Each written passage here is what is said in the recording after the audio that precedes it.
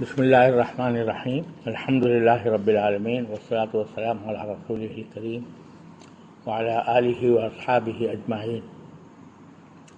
وعلی کل من تبعہم بإحسان الی یوم الدین۔ اس وقت پاکستان میں سیلاب کی جو صورتحال ہے اور اس نے ملک کے تقریباً ہر حصے میں جو تباہی مچائی ہے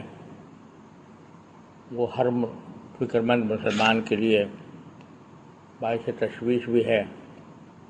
باعث فکر بھی ہے۔ ایسے مواقع پر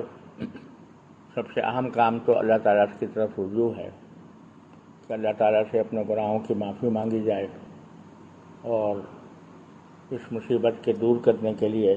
اللہ تبارک و تعالیٰ سے گڑ گڑا کر دعا کی جائے۔ ساتھ ہی الحمدللہ یہ معلوم ہوتا رہتا ہے کہ مختلف علاقوں میں جہاں جہاں متاثرین اس سیلاب سے بہت زیادہ پریشان ہوئے ہیں ان کی امداد کے لیے الحمدللہ ملک کے تقریباً ہر حصے میں مختلف جماعتیں، انجمنیں اور تنظیمات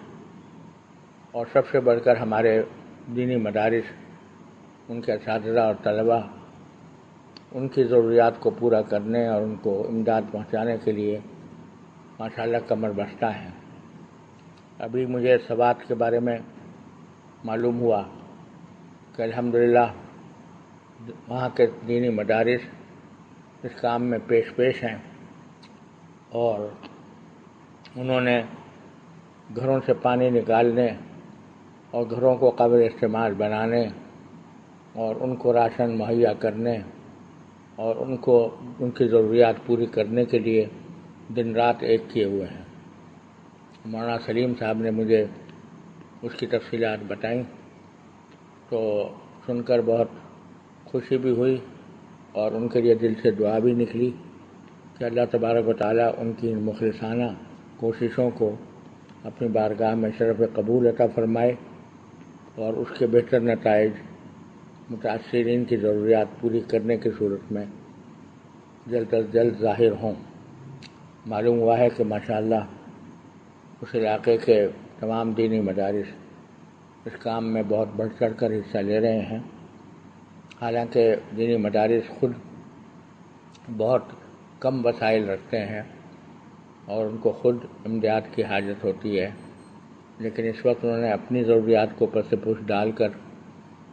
متاثرین سیلاب کے لیے جو شب و روز کوشش شروع کی ہے وہ انتہائی مبارک ہے۔ اللہ تعالیٰ ان کو دن دنی رات چوگنی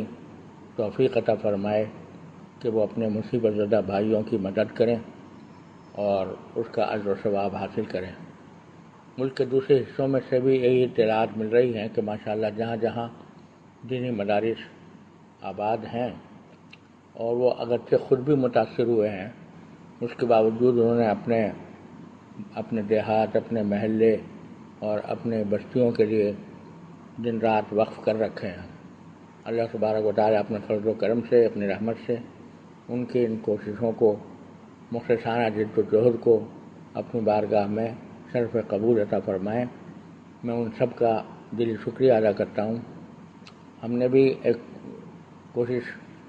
بحالی کی شروع کی ہوئی ہے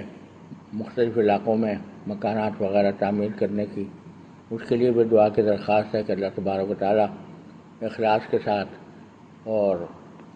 اپنی رضا کے مطابق لوگوں کی خدمت کرنے کی توفیق عطا فرمائے۔ وآخر دعوانا ان الحمد للہ رب العالمین۔